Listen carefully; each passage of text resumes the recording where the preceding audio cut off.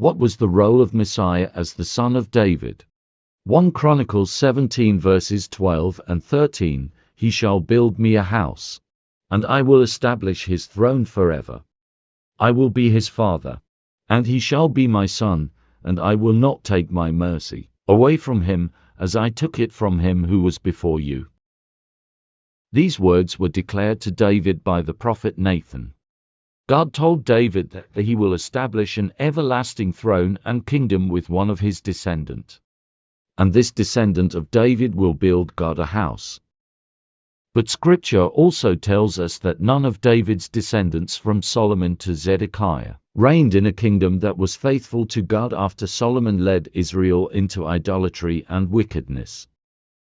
At the same time, in Deuteronomy 28 verses 63 to 68, and Isaiah 10 verses 20 to 23, God had warned Israel that one day he will make an end to this rebellious kingdom and take away their ownership of the land if they continue to refuse his commandments and the law of Moses. So on the 483rd year of Daniel's 70 weeks prophecy, God declared from heaven the adoption of the son of David at Jordan River. And after that Jesus began his prophetic ministry to rebellious Israel.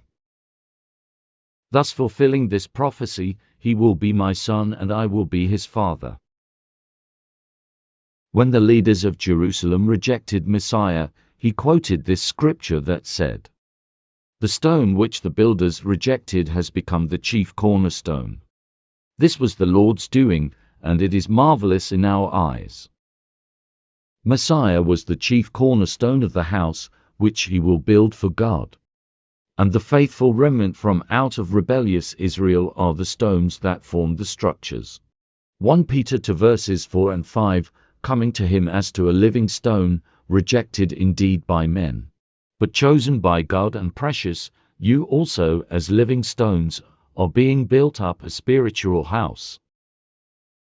And this spiritual house of God was completed on the 490th year of Daniel's 70 weeks prophecy, when Cornelius became the first Gentile that was accepted in this house of God. And the faithful remnant from out of Israel became the 144,000, the true Israel of God of the new covenant.